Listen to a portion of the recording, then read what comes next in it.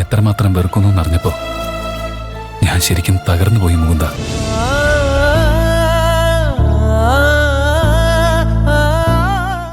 അവളെ കുറ്റം പറയാൻ പറ്റുമോ? നീ അവളുടെ ജീവിതത്തിന്റെ ഒരു ഭാഗമായിട്ടില്ല ഗിരി. അത് നിന്റെ മാത്രം തെറ്റാ. ഇതുവരെ മഞ്ജു അവളോട് നിങ്ങൾ തമ്മിൽ പിരിയാനുള്ള കാരണം എന്താണെന്ന് പറഞ്ഞിട്ടില്ല. അത് പറഞ്ഞാലുള്ള അവസ്ഥ എന്താവുമെന്ന് നീ ഒന്ന് ചിന്തിച്ചു നോക്കിയേ.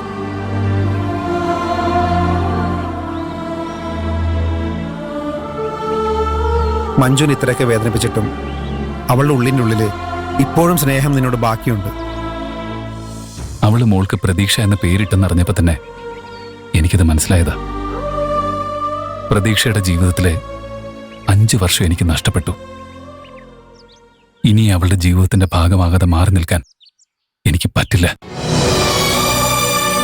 പ്രതീക്ഷ ആഗ്രഹിച്ചാലും ഇല്ലെങ്കിലും അവളുടെ അച്ഛനായിട്ട് എനിക്ക് കൂടെ ഉണ്ടാവണോടാ. ഗിരി, നീ നടക്കുന്ന കാര്യം വല്ലതും പറ. വാശിയുടെ കാര്യത്തിലെ അവള് നിന്റെ മോള് തന്നെയാ. മഞ്ജു നിന്നോട് ക്ഷമിക്കാതെ അമ്മ ഒരിക്കലും നിന്നെ അംഗീകരിക്കില്ല. മുത, എനിക്കെന്റെ കുടുംബം തിരിച്ചു പിടിക്കണം. അതിന് എന്ത് ചെയ്യാനും ഞാൻ തയ്യാറാ. നീ അതിനെന്നെ സഹായിക്കണം. എന്നെ കൊണ്ടൊന്നും പറ്റില്ല. എടാ, നീ ചെയ്ത തെറ്റിനെ എനിക്ക് പോലും നിന്നോട് ക്ഷമിക്കാൻ പറ്റുന്നില്ല. മഞ്ജു എങ്ങനെ ക്ഷമിക്കുമെന്നാ നീ കരുതുന്നേ? ദേ, നിനക്ക് വേണ്ടിയിട്ടേ അവളോട് സംസാരിക്കാൻ എനിക്ക് പറ്റില്ല.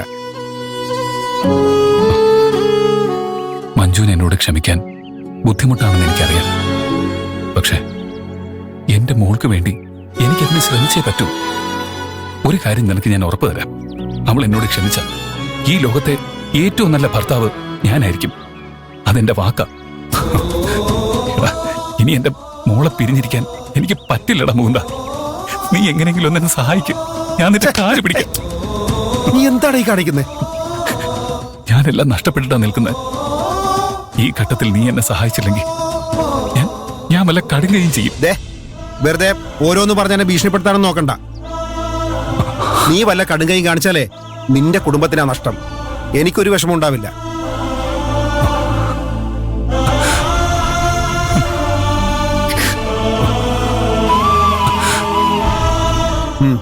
ശരി. എടാ, എനിക്ക് എന്ത് ചെയ്യാൻ പറ്റുമെന്ന് അറിയില്ല. എന്നാലും നിനക്ക് വേണ്ടി ഒന്ന് ശ്രമിക്കാം. അത് മതി. ഇത് ഞാൻ ചെയ്യുന്നതേ നിനക്ക് വേണ്ടിയിട്ടല്ല, അമ്മുവിന് വേണ്ടിയാ. അവള് അച്ഛന്റെ സ്നേഹം എന്താണെന്നറിയാതെ വളരാൻ പാടില്ല. മഞ്ജുവിനോട് കാണിച്ചതുപോലെ അമ്മുവിന്റെ വിശ്വാസം നീ തകർത്താലുണ്ടല്ലോ, എന്റെ കൂട്ടുകാരനാണെന്ന് ഞാൻ നോക്കില്ല, നിന്നെ തല്ലിക്കൊല്ലും ഞാൻ. അങ്ങനെ എന്തെങ്കിലും സംഭവിക്കുകയാണെങ്കിൽ തന്നെ എന്റെ തല ഞാൻ തന്നെ വെട്ടിയെടുത്ത് നിനക്ക് തരാം. എന്താ പോരെ? ഏത് നാടകത്തിൽ നടന്ന് എനിക്ക് ഡയലോഗ് കിട്ടിയത്? കഷ്ടം. നീ എനിക്ക് വേണ്ടി സംസാരിക്കുമ്പോ മഞ്ജു ചിലപ്പോ ദേഷ്യപ്പെടും. നീ പേടിച്ച് പിന്മാറരുത്. എനിക്ക് പേടിയേ നിന്റെ ഭാര്യയല്ല, എന്റെ ഭാര്യയാ. നിനക്ക് വേണ്ടിയിട്ട് ഞാൻ മഞ്ജുനോട് സംസാരിക്കുന്നുണ്ടെന്ന് അറിഞ്ഞാലേ ഞാൻ മിക്കവാറും വീണ്ടും പുറത്തെടുക്കേണ്ടി വരും. നിനക്ക് വേണ്ടിയിട്ട് ഞാൻ ചെറിയ റിസ്ക് ഒന്നുമല്ല എടുക്കുന്നത്. അതിന്റെ നന്ദി എനിക്കെന്നും ഉണ്ടാവും.